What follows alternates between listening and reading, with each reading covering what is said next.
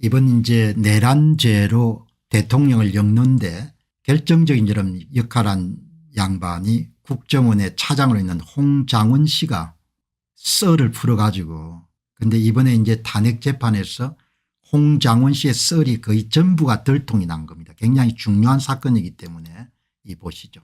현성삼 변호사가 사건을 정확하게 지적합니다. 수사기관들이 12월 3일 계엄을 내란이라고 판단하고 수사에 착수해서 장군들과 대통령까지 구속시킨 근거는 크게 두 가지입니다. 대통령이 직접 전화해서 국회 본회의장에서 국회의원들을 끌어내라는 지시를 했다는 곽종건 특정사령관의 진술입니다. 1번 근거는 찌질이 곽종건의 최초 진술 동영상과 김용현 장관의 헌재 증언으로 사실이 아닌 것으로 결론이 났습니다. 그다음 두 번째가 중요합니다. 대통령이 정치인 10여 명을 체포하는 지시를 했다는 홍장원 국정원 제1차장의 진술입니다. 이 두 가지가 수사기관들이 내란으로 판단한 근거입니다. 이거를 가지고 뭐 몇만 쪽짜리 이름들 보고서를 만든 겁니다. 거기에 대해서 이런 현성삼 변호사가 정확하게 두 번째 갖고 있는 문제점을 지적합니다. 우리가 이게 정확하게 알아야 되니까. 이번 홍장훈의 진술 또한 대통령으로부터 직접 지시를 받았다고 국정원장에게 보고했습니다는 진술이 모두 변경되어 허위 진술을 하고 있는 것으로 보입니다. 이 홍장원 씨는 그에게 국정원 공작금을 횡령한 것으로 의심받고 있으며 이재명에게 중요 사안을 보고하고자 하기도 하는 등의 문제가 있어 보직 해임된 것으로 알려지기도 했습니다. 허위 진술할 충분한 이유가 있습니다. 정치인 체포는 어디서 와전된 이야기인가 하면 여인영 방첩사령관 진술에 따르면 대통령이 평소 문제 있다고 말씀하신 정치인들이 있는데 그 기억이 나서 계엄 중에 해당 정치인들의 동향 파악을 할 필요가 있다고 판단되어 홍장원과 경찰 측에 동향과 소재 파악을 요청했다는 것입니다. 결론적으로 민주당과 언론의 마타도와 일부 민주당에 포섭된 인사들의 허위 진술이 현재 내란이란 사단을 일으킨 겁니다. 현성삼 변호사가 정확하게 포인트를 지적한 겁니다. 곽종건 특정사령관 진술, 그다음에 홍장원 국정원 1차장 진술. 첫 번째는 이미 거짓으로 판가름 났고 홍장원 씨 건이 이제 이번에 헌재 재판정 과정에서 낱낱이 까발려진 겁니다. 자, 그럼 여러분들 이 보시죠.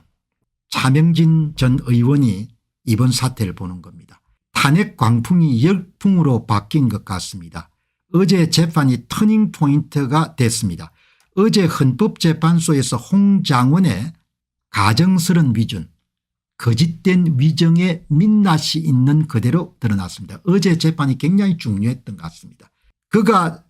그의 체포 명단 메모가 소설 쓰듯이 짜집기를 했다는 겁니다. 그리고 그 사람이 직접 짠 것도 아닙니다. 보좌관이 짰다고 하는데 보좌관은 밝힐 수 없다고 하는 거죠. 그러니까 누군가 불러준 걸 본인이 써가지고 본인이 작성했다고 그렇게 한 것 같아요. 대통령은 홍장원에게 체포 지시를 하지 않았다는 사실이 밝혀졌습니다. 여인영 사령관이 홍장원 따에게 체포 명단을 불러줄 위치나 상황이 아니었다는 사실입니다. 등이 백일화에 드러났습니다. 이렇게 이런 조작을 하게 되면 결국은 다 들통이 나죠. 이번 탄핵 사태의 스모킹 건인 줄 알았던 홍장원 메모가 본인이 작성한 것이 아니라고 지금 빼는 겁니다. 보좌관이 작성했는데 보좌관을 밝힐 수가 없다. 좌파의 자살폭탄으로 180도 급변하는 순간입니다. 좌파 매체가 어거지로 왜곡 편집하려고 하더라도 그럴 수 없게 돼버렸습니다. 재판 과정에서 홍장원의 거짓말이 너무나도 빤히 드러난 초등생도 딱 보면 알게 됐습니다. 게다가 무슨 첩보 드라마처럼 흥미진진합니다.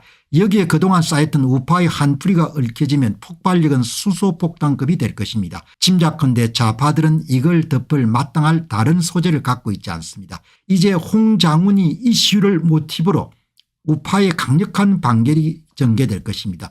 누가 그런 홍장훈의 가짜 메모를 사주했나, 배후에 누가 숨어있냐, 홍장훈 뒤에 박성원이 있냐, 아니면 그 뒤에 영모를 향한 집요한 공격이 전개될 것입니다.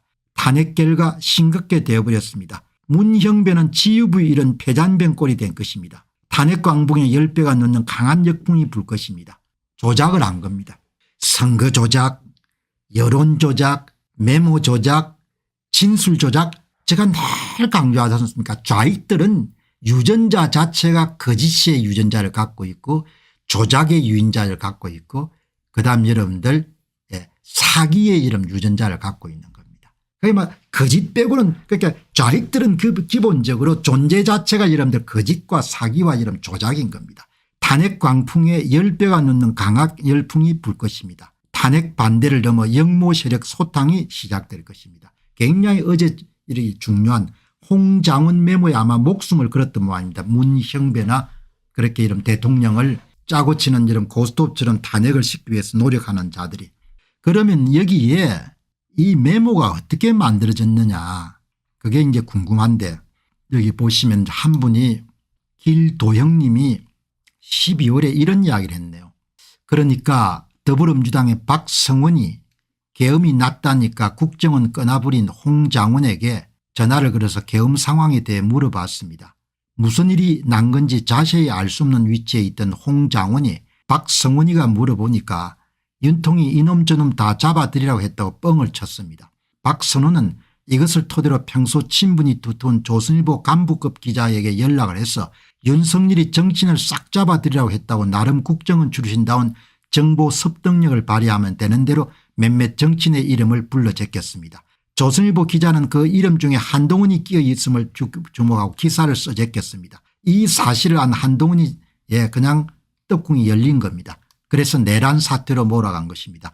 조선일보는 얼씨군이 탄핵으로 맞짱을 쳤고 박성훈을 중심으로 해서 홍장훈이 썰을 풀고 그 썰을 확대 가공해서 박선원이 넘겨준 걸 조선일보가 받아먹은 것, 이것이 바로 여러분들 이번 사태의 진상인 것 같습니다. 그럴듯한 이야기인 거죠. 그리고 이 뒤에 아마 노회한 여러분들 더불어민주당에 사람이 있었을 겁니다. 그런 조작에 능숙한 사람이. 그 사람 빼고는 뭐 일어날 수가 없는 거죠.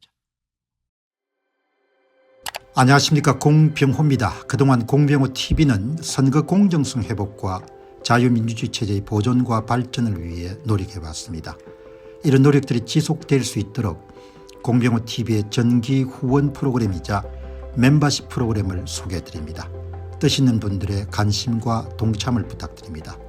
선거 공정성 회복을 위한 노력을 지지하시고 훌륭한 나라 만들기에 동참하시는 시청자분들이시라면 구독 버튼 바로 옆에 있는 가입 버튼을 통해서 정기 후원 프로그램에 가입할 수 있습니다. 가입 버튼을 누르시면 공병호 TV의 후원자가 되시게 됩니다. 여러분의 후원이 선거 공정성 회복을 위한 노력에 힘을 더할 수 있을 뿐만 아니라 자유민주주의 체제의 수호를 그리고 발전을 통해 여러분과 후손들의 삶에 빛과 소금이 될 것입니다. 특히 그동안 공병호 TV는 선거 공정성 회복을 위한 노력 과정에서 채널 성장에 제약이 가해지는 불이익을 감수해왔고 지금도 그런 불이익이 계속되고 있습니다. 그럼에도 불구하고 너무나 중대한 문제이기 때문에 공병호 TV의 노력은 계속될 것입니다. 여러분의 깊은 관심을 부탁드립니다. 감사합니다.